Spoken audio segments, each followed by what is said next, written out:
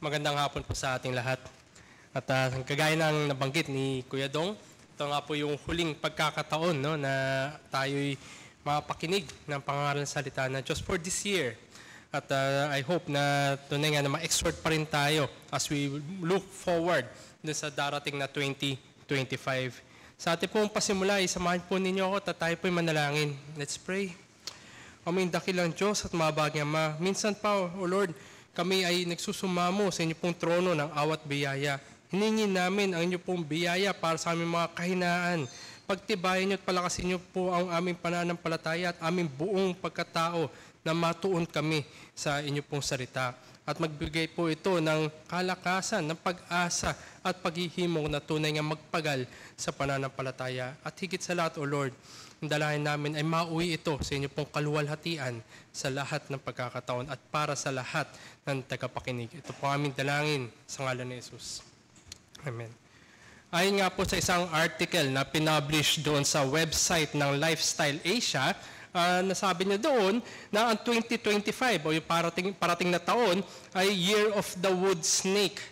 So yung snake daw, it embodies a blend of charm and mystery and is seen as a symbol of transformation and wisdom. So ito daw yung snake, nandun naka-embodiment, yung talino, yung wisdom. Combined with the wood element, the serpent's characteristic will help in the cultivation of long-term goals and the fulfillment of personal target in 2025. So sabi natin, very optimistic yung tingin sa darating na taon na 2025. At tinapos nga niya, yung unang paragraph ng article na ito, sinabi niya, the new year is all about trusting your instincts and stepping into uncharted territories with confidence. So very high note of optimism. Nakakalungkot lamang sapagkat napakarami, kundi man ay karamihan talaga, na mga tao ay tumitingin sa mga bituin at sa mga ganitong klaseng mga pagsusulat para tingnan kung paano yung 2025 para sa kanila. Ano yung pwedeng ibigay ng 2025 para sa mga tao. Wala siguro hindi natin siguro masisisi, lalo-lalo na kung ang 2024 ay tunay ngang napakasakit, napakahirap sa kanila. Kaya makikita natin na very optimistic ang 2025 sa viewpoint ng karamihan ng mga tao. Ngunit para po sa mga mananampalataya at lalo-lalo na bilang isang lokal na iglesia, masabi natin na meron rin tayong same optimism pero hindi dahil sa mga between, kundi dahil sa ating tapat na Diyos na nagbibigay ng lahat para sa kabutihan ng kanyang mga anak. The same optimism should be seen on us because the coming year, although hindi pa natin alam yung mga bagay na mangyayari at pagdadaanan pa natin, God sustained us and will sustain us, and more than ever we rely on our good and sovereign God, His mercies and His graces. Kaya nga ang mga uncharted territories na ito, lalo na yung paparating na taon, is another opportunity for us to move forward with confidence because we are being transformed to glory. So samahan po ninyo ako at buksan po natin ating mga Biblia sa teksto po natin sa hapon na ito at matatagpuan po natin ito sa sulat ni Apostol Pablo sa 2 Corinthians chapter 4. We would be reading verses 1 and 2, then we would jump to 16 to 18. So 2 Corinthians chapter 4, verses 1 and 2, and 16 to 18. Therefore, having this ministry by the mercy of God, we do not lose heart, but we have renounced disgraceful, underhanded ways. We refuse to practice cunning or to tamper with God's word, but by the open statement of the truth, we would commend ourselves to everyone's conscience in the sight of God. Verse 16, so we do not lose heart. Though our outer self is wasting away, our inner self is being renewed day by day. For this light momentary affliction is preparing for us an eternal weight of glory beyond all comparison, as we look not to the things that are seen, but to the things that are unseen. For the things that are seen are transient, but the things that are unseen are eternal. Sabi nga ng mga teologo, muli itong 2 Corinthians, ito yung supreme pastoral letter because it bears to us the daily pressure of faithfully living out the Christian life na makikita natin doon sa sabihin natin na sa buhay ni Apostol Pablo, yung kanyang mga dinanas na mga afflictions at ganoon din sa isang mananampalataya.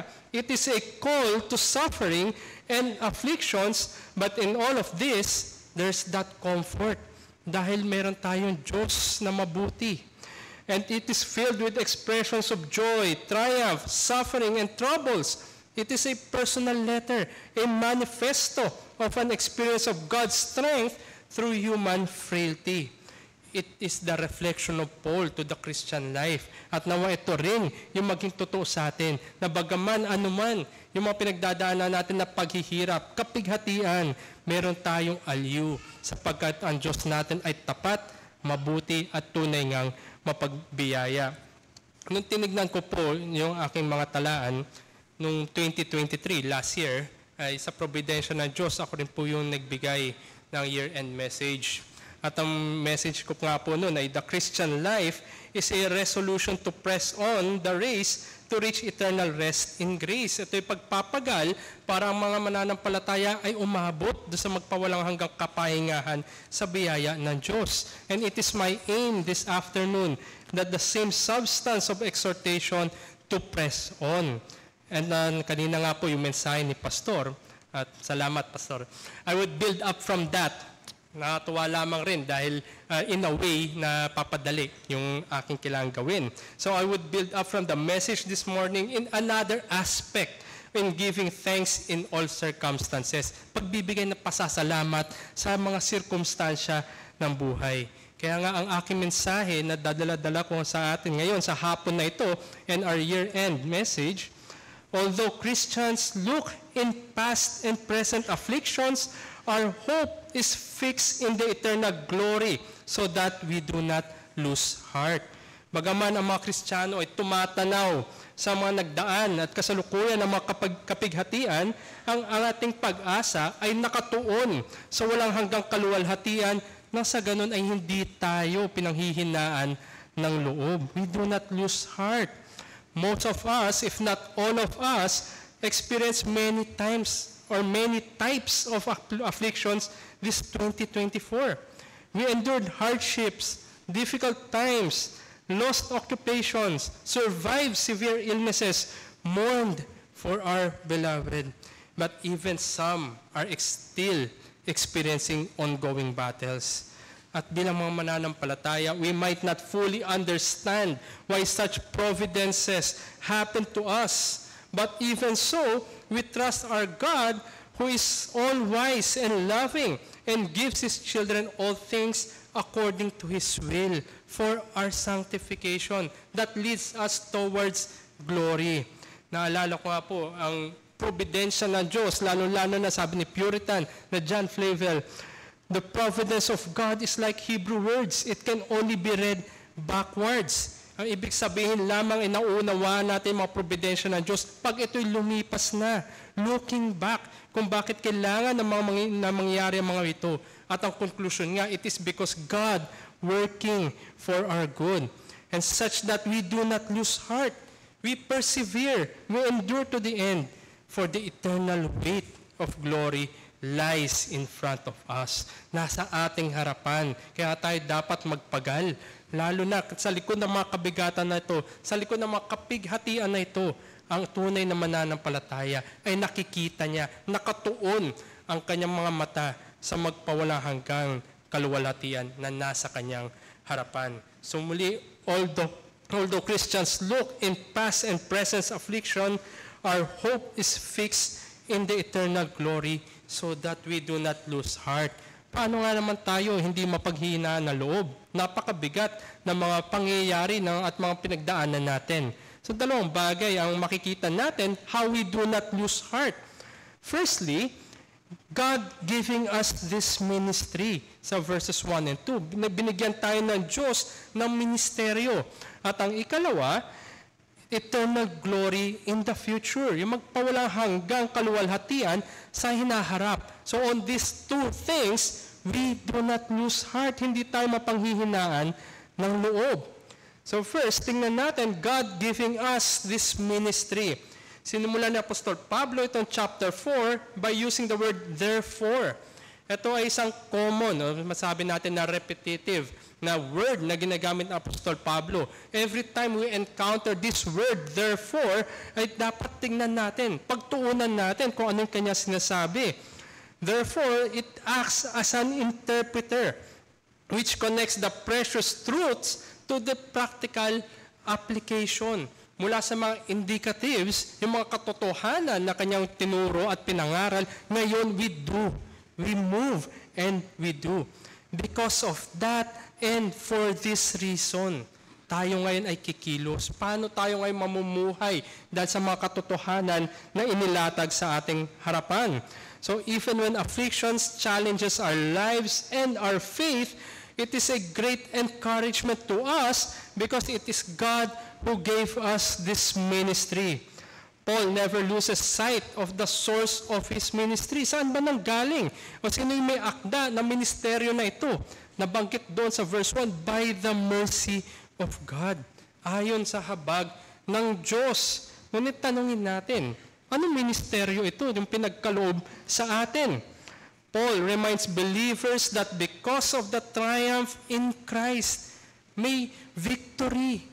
Meron lahat ng pangako ng Diyos ay naroon dahil kay Kristo. At sinumulan nga ito expound ni Paul sa chapter 2 verses 14 and onwards, making believers tools for His kingdom in spreading the aroma of Christ. And we ourselves transformed from glory to glory. Tayo mga kasangkapan para sa kaharian ng Diyos. Ang bawat isang mananampalataya, siya ay kagamit-gamit para sa kaluwalhatian ng Diyos. Siya ay nagbibigay ng mabangong samyo, liwanag, asin, sa anuman at saan man na binigay ng Diyos sa Kanya. At ito nga nawa ang makita sa mga mananampalataya. Ito ang ministeryo na binigay sa atin ng Diyos by His mercies. Ito'y habag, mercy, giving us this ministry. At tingnan natin, ano ba meron dito sa Corinth? Bakit ganoon yung sinabi ng Apostol Pablo na ito'y ministeryo? Looking at the historical and cultural background nitong Corinth. Corinth is a commercial port and with the exchanges of merchandise and also home to ideas, thoughts, and social behaviors. Hindi mananampalataya. Ito yung pagano na port.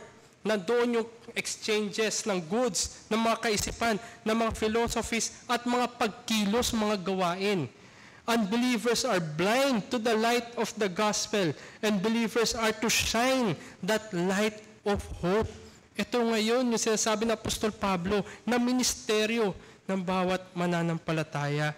Paul renounced the ways of the false teachers at Corinth because the false teachers, they were totally alien. Totally foreign sila sa pamumuhay ng mananampalataya. Kabaliktaran ang buhay Kristiyano, lalo-lalo na kaharap ng mga huwad na katuruan.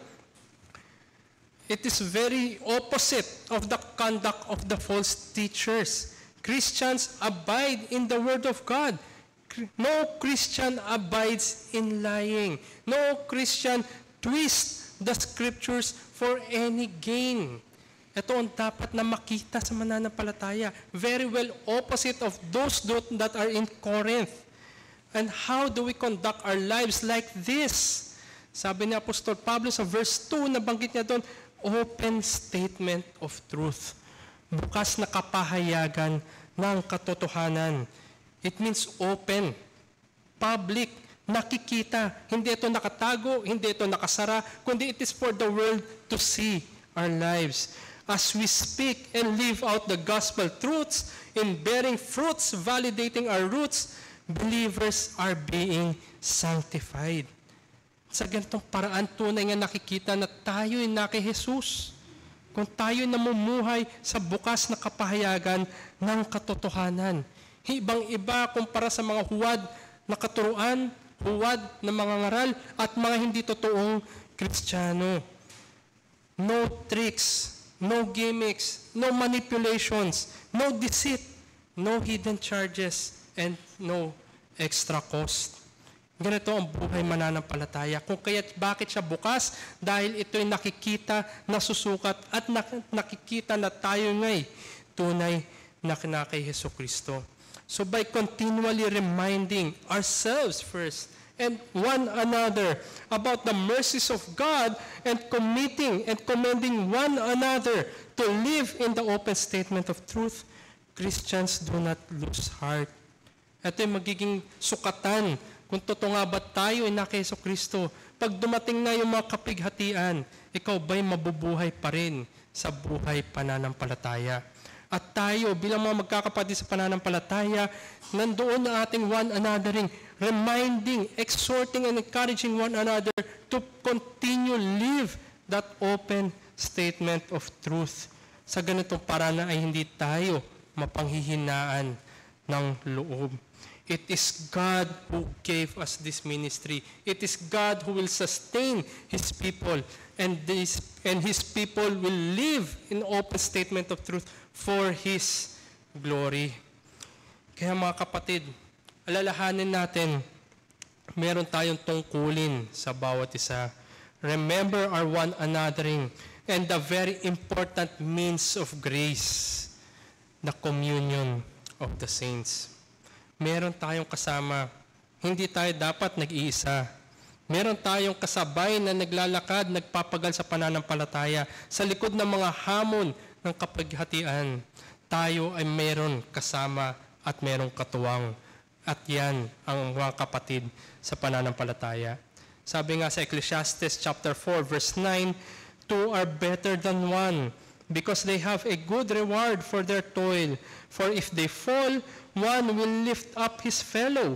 But woe to him who is alone when he falls and has not another to lift him up."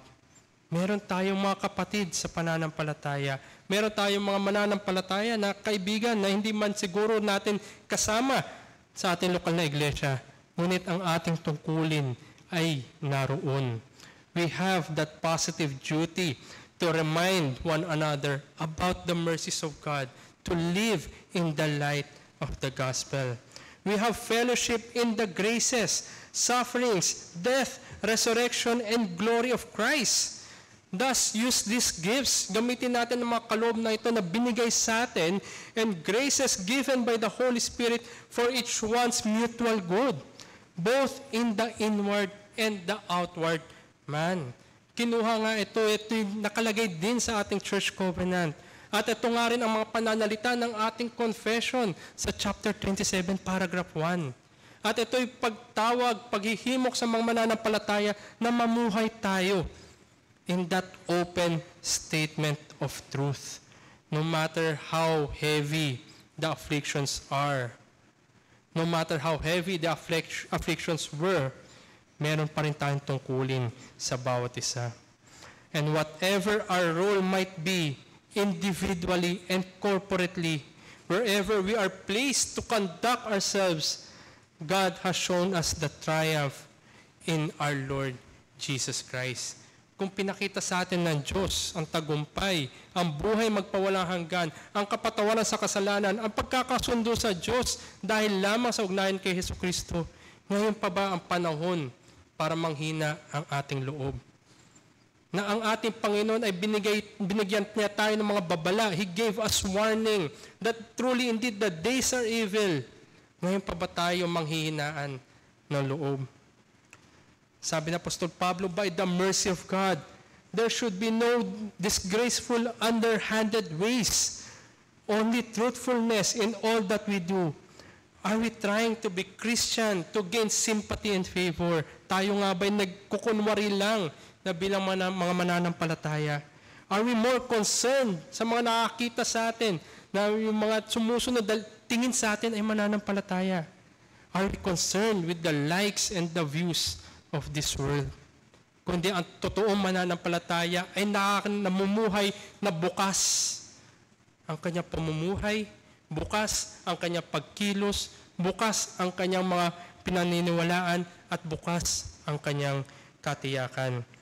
And instead, Paul is challenging believers to have that pattern of thinking, speaking, doing, and living which is commendable because we are serving in the sight of God, the same God who has shown us mercy. Tayo ay namubuhay bilang mananampalataya hindi para sa ating sarili. Hindi para gustuhin tayo ng mundo, kundi ang habag ng Diyos na ating natanggap, siya rin ang Diyos na nagbigay sa atin ng ganitong pamumuhay. We were quickened and renewed by the Holy Spirit, embraced the grace of God, repented of our sins, and by faith, not brought about by ourselves. All this is a gift of God, ever accompanied by the saving graces because of love. Pagmamahal ng Diyos ang kumikilos. At kung tayo ay tunay na minahal ng Diyos, ang kanyang habag ay umabot sa atin, sa ating isipan, na ating pinanghawakan at ating pinagkatiwalaan. Bumababa sa ating puso na ating pananampalataya ay sa kanya lamang at ito'y dumediretso sa ating mga kamay para kumilos sa pamumuhay ng para sa kanyang kaluwalhatian. Lahat tayo ay may mga natitira pang kasalanan. At kung bago pa tayo gisingin ng Diyos at bigyan ng bagong buhay at bagong puso, tayo rin ay naglumalangoy sa kadiliman ng kasalanan. At isa nga na commendable na minister na nabuhay no 1700s to 1800 ay si Christmas Evans. Si Christmas Evans, siya ay pinanganak noong December 25. Doon nanggaling yung kanyang pangalan. So Christmas Evans. His father died early and Christmas grew up as an illiterate farm laborer. So in short, siya ay lumaki sa farm. Hindi siya marunong magsulat, hindi siya marunong magbasa, kundi siya ay nandoon, very limited, illiterate. He had lost an eye in a youthful brawl. Nawala yung kanya sight. At yung sabi nga dito ay yung mata mismo. Natanggal yung isa dahil sa kanyang youthful brawl. So this person lost his father early. He lost his sight violently and because of his folly. But even with a missing eye, dahil sa biyaya ng Diyos at habag ng Diyos na kumikilo sa kanya at siya'y minahal ng Diyos, bukas na bukas ang kanyang mga spiritual na mata, nakatuon sa paparating na kaluwalhatian. He never loses heart because of all these afflictions. Christmas Evans died in 1838 while on a preaching tour in South Wales. Ngunit tayo, buo siguro ang ating mga mata. Naway hindi nakapikit yung ating mga spiritual na mata kung tayo ay tunay na nakikristo. What keeps us from living like this?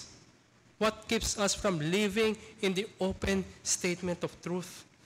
Kung ikaw ay mananampalataya, kung ikaw ay Kristiyano na estudyante, nanghihinaan ka ba na loob na nakikita mo sa paligid ay puro kasalanan, puro pandaraya, puro kasinungalingan? Do not take part in any cheating, bribing, flattering, slacking, and even procrastinating. Sapagkat meron nga kaluwalhatian na paparating. Ang Diyos na nagbigay sa iyo ng ministeryo, kung ikaw ay nasa Kanya bilang estudyante, ay ipakita mo ang isang mananampalatayang estudyante.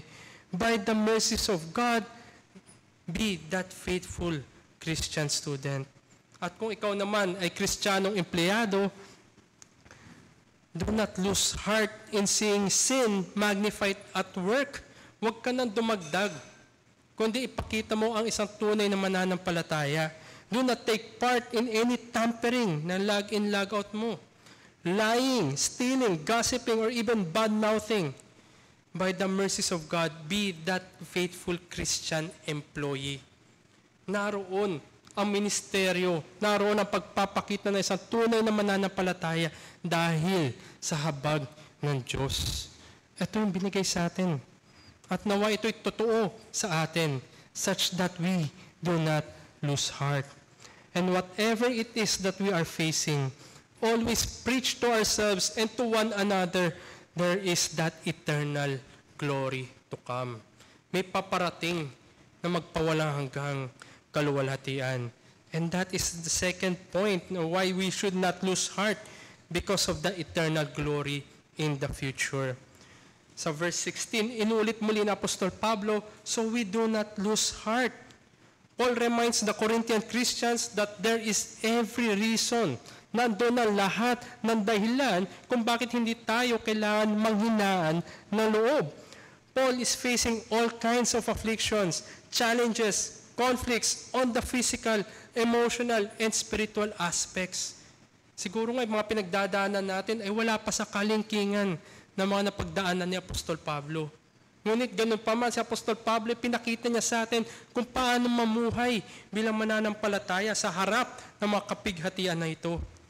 All these have a greater purpose, each one given by God for His people to experience His grace. Sa verse 15, sabi doon, "For it is all for your sake, so that as grace extends to more and more people, it may increase thanksgiving to the glory of God." Ang mga kapighatian na ito hindi lamang para sa iyo, kundi ito pagkakataon na binibigay sa iyo to conduct your ministry to glorify God for His people and for the others to see. Each providence affects us externally and internally. Sabi, outer self is wasting away for our inner self to be gloriously renewed. Sa harap ng mga kapighatian na ito, bagamat naghihirap, nagsasuffer ang ating mga pangatawan, nawa ay lalo pang tumitibay, lalo pang nagkakaroon ng pagpapalakas ang ating inner self. Naroon parati ito sa harapan ng mga kapighatian na kung ito'y naapektuhan ng ating panglabas, nawa ay hindi rin nanghihina ang ating loob. In verse 17, "For this light momentary affliction." Paul describes this past, present, and future afflictions as light and momentary. Magaan, panandalian lang. Encourages believers to endure and persevere because it is a preparation for us. Ito'y paghahanda sa atin. Paghahanda. Meron tayong pupuntahan at meron tayong pinaghahandaan. Paul not only describes this light and momentary affliction, but also serves as a contrast. Light momentary affliction to that of which is to come. Kung anong meron ngayon, o anong mga meron nagdaan, ito yung mga light and momentary affliction lamang. Ngunit ano ba yung paparating? Eternal weight of glory. Magpawalang hanggan, mabigat, kaluwalhatian. And it can only be summed up by an emphatic beyond all comparison. No sense of comparing. Beyond. Higit pa.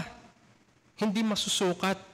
Kung ang mga bagay na panandalian lamang, mga bagay na mamgagaan lamang, kapighatian na iba-iba yung type, shape, and form, it cannot be compared to that which is to come. And with the coming consummation on that very last day when Christ comes again, the unimaginable and unmatched eternal glory, beholding God with the people of God, in the presence of God for all eternity, should strengthen believers to live in that open statement of truth now. Ngayon, may impact ang ating buhay ngayon kung sa ating patutunguhan. At nawa, hindi na tayo maghintay sa huling araw natin bago natin subukan mamuhay bilang mananampalataya. So verse 18, it says, "As we look not to the things that are seen, but to the things that are unseen. For the things that are seen are transient, but the things that are unseen are eternal." Kung ganito yung ating kaisipan, when we rethink the way we look at this world, on the past, present, and future afflictions, although we suffer and undergo much pain, it is an exhortation for believers to grasp that reality of that future that is to come. The reality is that we serve Christ now and will be with Him for all eternity. Ang lahat ng mga bagay na ito'y lilipas. All these are wasting away. From the light momentary afflictions to the fleeting pleasures of this world, all of these are but temporary and will have its end. At kung ito'y may katapusan, nawa matuon ang ating mga mata sa walang katapusan, sa walang hanggan. Have our eyes fixed on the promises of God. C.S. Lewis said this, there are far, far better things ahead than any we leave behind. Beyond all comparison, mga pinagdadaanan natin na kapighatian, wala yan kumpara sa magpawalang hanggang kaluwalhatian. Kaya naway mahamon tayo mga kapatid. Nasaan ba nakatuon ang ating pag-asa? Where is our hope? Is it on things that are here and now, or on that which is to come? On the things that are transient, or on the things that are eternal? Pag titignan natin ang ating mundo ngayon, the world has definitely a lot to offer us. Naroon yung triad ng kasalanan sa 1 John chapter 2 verse 16, the desires of the flesh and the desires of the eyes and pride of life. Enticing for sure. At marami nga yung kumakapit sa pain na yan. We might achieve these things if we want to through underhanded ways. If so, wala nga tayong pinagkaiba sa mundo. Then do not forget that life on earth will have its end. Things that we see will soon be gone. Whatever we have now, yung ating strengths, skills, yung smarts natin, success natin, lahat yan maglilid to frustrations, disappointments, and even lack of appreciation. Doon hahantong ang lahat ng bagay na iyan. Hindi matatapos ang iyong kagustuhan to have more and more sapagkat yan nga ang binibigay ng mundo. Yan ay lalo pang magpapabigat lamang sa iyong buhay at ang dulot niyan ay kapighatian. But if we are in Christ, living a life of faith and obedience to God, reflecting on past, present, and future afflictions will be worth it. Because God is at work for our good and for His glory. And if this is so, hindi tayo dapat panghinaan ng loob. We do not lose heart. Dahil yan ay para sa ating kabutihan at yan ang papatawid para sa kaluwalhatian magpawalang hanggan. Isa nga pong Kristiyano na nabuhay noong panahon ng World War II ay si Corrie ten Boom. She was a Dutch watchmaker and helped many Jewish people escape from the Nazis. Merong isang account na kung saan nagkaroon ng search operation ang mga Nazi sa kanilang tahanan. May hinahanap ng mga tao. Ang mga hinahanap nila ay tinago nila doon sa ilalim ng kanilang bahay. Nagsimula mag-question ang mga Nazi soldiers. Nasa harapan ni Corrie ten Boom ang kamatayan. At kung alam niya hindi siya nag-participate, maaring yun na ang kanyang huling panahon. Ngunit anong ginawa ni Corrie ten Boom? Ang ginawa niya ay inihatid niya ang ebanghelyo. Sapagkat sa kanyang kaisipan, maaring patayin siya ng mga sundalo na iyon. Ngunit yun ay temporary lamang. Transient lamang ang sakit at patungo siya sa magpawalang hanggang kaluwalhatian. Ngunit ang soldier na ito ng Nazi ay kailangan niya ng kapatawaran sa kasalanan. Kailangan niya ng pagkakasundo sa Diyos na anuman ang pwedeng gawin sa kanya nito, higit sa lahat, ang kailangan niya ay kaligtasan kay Jesus. Kaya itong ginawa ni Corrie ten Boom. At siya nga sa pamamagitan na habang ng Diyos siya ay nabuhay and reflecting years after ay na-convert ang isang Nazi soldier na nagpahirap sa kanila. And when they met again, naroon ang joy, ang kagalakan ng kapatawaran dahil sila'y magkapatid kay Kristo. So even in the face of death, she know all these afflictions are but temporary. The reign of terror will soon come to end.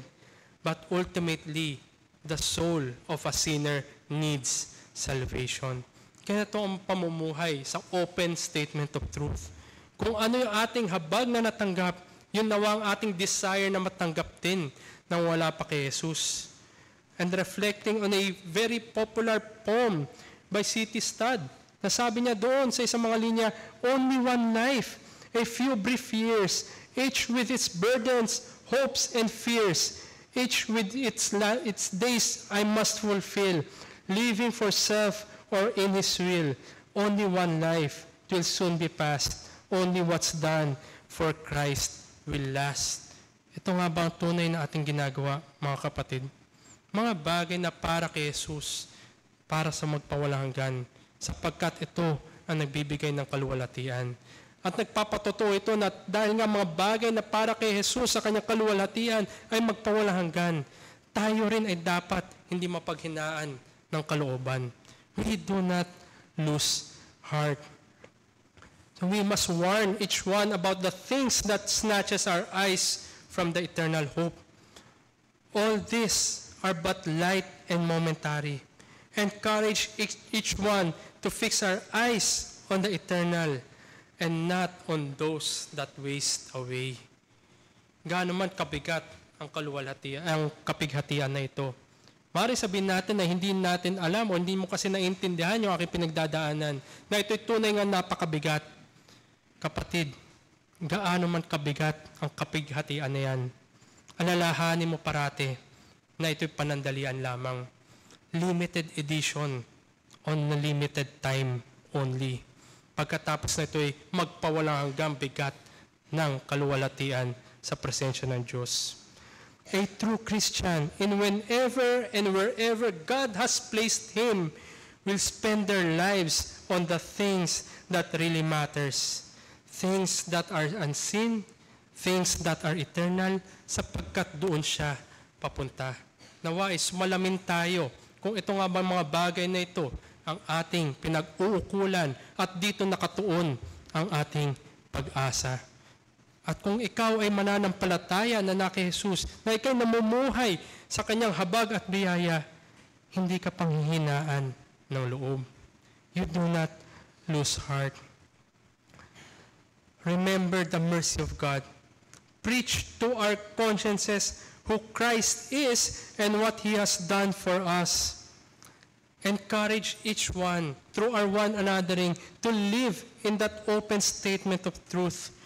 Be renewed by the promises of God in preparing us from grace to grace and glory to glory. Focus on things that are unseen, things that are eternal, and things that are of God. So do not lose heart. Ano man yung mga kabigatan na yan muli, yan ay temporal, yan ay magaan, yan ay lilipas. At bawat taon, bawat araw, at bawat pagkakataon, ito'y nagbibigay ng hamon sa ating buhay at pananampalataya. Ganun pa man ay hindi tayo dapat magpanghinaan ng loob, kundi tayo dapat magpalakasan ng bawat isa. Focus on the weight of eternal glory in front of us. And as we individually and as a church, we look back in 2024. We benefited much from camps, fellowships, binayayaan tayo ng mga dagdag na diakono, nabiyayaan tayo ng mga dagdag na miyembro. We celebrated momentous occasions. We started new ventures. We went to places. But naroon din ang opposite side. Naroon din ang flip side. We experienced pain, sorrow, grief, and loss. But all of these are light and temporary. Panandalian lang, magaan, kumpara sa kaluwalhatian na paparating. May it be that our 2024 prepared us for glory beyond comparison. So in as much as afflictions hurt us to our core, remember that our inner self is being renewed day by day. And that is why, brethren, once again, do not lose heart. Ngunit kung ikaw ay wala kay Kristo, if you are not in Christ, all these providences don't have any meaning at all. Walang kahulugan, walang patutunguhan. Ang tingin mo lang, ito'y dagdag na pasakit ng buhay. All these afflictions are burdensome in gaining the world. The coming year, if you are not in Christ, is up for the stars. Kapalaran na mga between. It is for the stars to decide and for the self to make it happen. But all this wastes away. Lilipas din, mapapagod ka lang. To find oneself in that eternity of condemnation. There is indeed every reason to lose heart if you live in this way of sin. all these afflictions, all the more bears the eternal weight to that day of judgment. Wala kang pag-asa, in short. Kaya nga, habang narito pa sa mundong ibabaw na ito, habang binibigyan pa tayo ng pagkakataon ng Diyos, habang pinapangaral, pinapahayag si Kristo na manliligtas, na alam namin na inyo'y naunawan at naririnig, naway wag nang patigasin ang inyong puso. Come to Christ while in this life, while you have that opportunity of repentance and faith. Come to Christ to have that hope, to find that joy, and for all these afflictions to have that meaning from grace, to glory to glory. Si Paul, sa kanyang sulat sa Romans, bago niya matapos yung kanyang sulat, one chapter before, ay nagbigay siya na isang napakagandang exhortation para sa mga mananampalataya sa likod ng mga kapighatian na kanyang dinaranas noon. Sabi niya sa Romans chapter 15 verse 13, "May the God of hope fill you with all joy and peace in believing, so that by the power of the Holy Spirit you may abound in hope."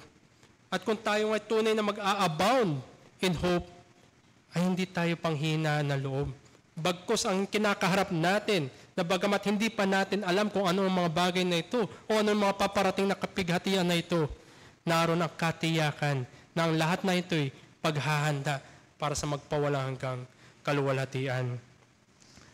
Isang himno na sinulat si John Newton. Si John Newton, prominently, we know him as the writer of Amazing Grace. Tunay nga na kamangha-mangha ang biyaya ng Diyos. Ngunit meron siya isang himno na kung saan nire-reflect niya ang transient na buhay na ito. Dahil nga maiksi lamang at fleeting at may katapusan din ang buhay na ito, ang kanyang pinagtuunan na kanyang pag-asa ay ang magpawalang hanggan. At ang kanyang layunin sa bawat mananampalataya ng umaawit at sa bawat makakabasa ng kanyang himno ay lalo pang nandoon mag-abound ang ating pag-asa. Sabi niya dito sa third stanza, and I believe, ito yung nasa hymn 613 natin, "Thanks for mercies past receive, pardon of our sins renew. Teach us henceforth how to live with eternity in view. Bless thy word to young and old. Fill us with the Savior's love, and when life's short tale is told, may we dwell with thee above." Nawa, ito yung ating pag-asa at mahimok tayo sa paparating na taon. Maaaring ito'y hindi pa natin naunawaan at hindi pa natin nakikita. Ganun pa man ay hindi tayong panghinaan ng ating loob. Tayo po'y manalangin. Aming Diyos na dakila, muli kami ay lubos na nagpapasalamat sa inyo pong pinigay sa amin ng pagkakataon na sumalamin sa nagdaang taon. At kami rin ay lalo pa magtiwala sa inyo sa paparating na taon ng 2025. At ang dalayan namin na maging paraan ito ng pagpapatibay, paghihimok sa bawat isa, na kami ngay magpagal sapagkat kayo ang nagbigay na habag sa amin. At kayo rin ang siyang kumikilos at gumagawa ng mga probidensya para sa aming paghahanda tungo sa kaluwalhatian. Nawa ay matagpuan kami na namumuhay na may buong katapatan sa bukas na kapahayagan na yung pong katotohanan at maging daan din kami para po sa pagtawag ng wala pa po sa inyo. Nawa, samahan niyo po ang bawat isa. Samahan niyo po ang aming iglesia at higit sa lahat, Panginoon, samahan niyo kami hanggang sa kaluwalhatian. Ito po ang aming dalangin sa ngalan ni Jesus.